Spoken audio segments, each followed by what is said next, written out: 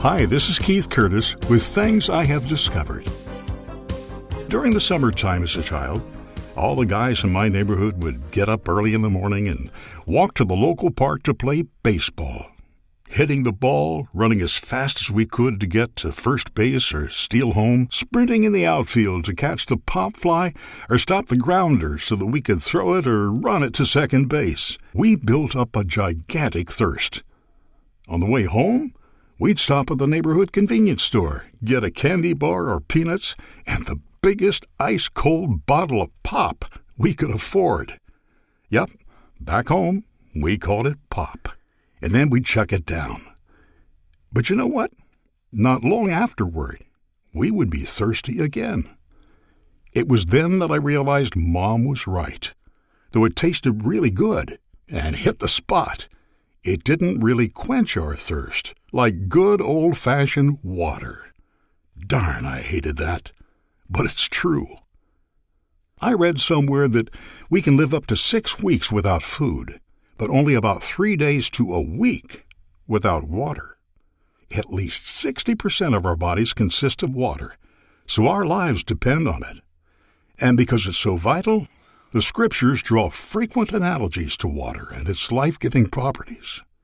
In Revelation 21 it says, "I will give unto him that is athirst of the fountain of the water of life freely."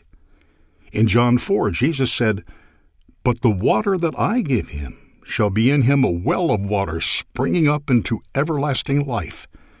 And Ephesians 5 says that he might sanctify and cleanse it with the washing of water by the word.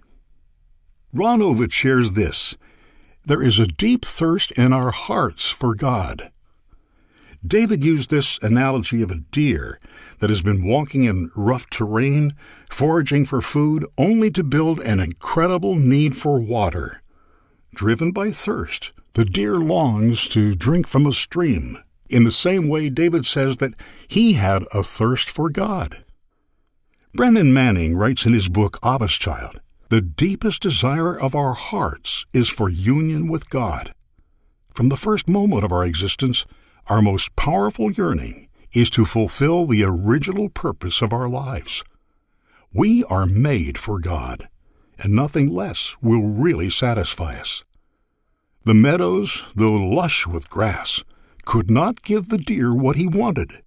The deer longed for water." Likewise, you can try everything imaginable to satisfy your need, but only God can fill the void in your heart. Only He can quench your soul's deepest thirst. With Things I've Discovered, this is Keith Curtis.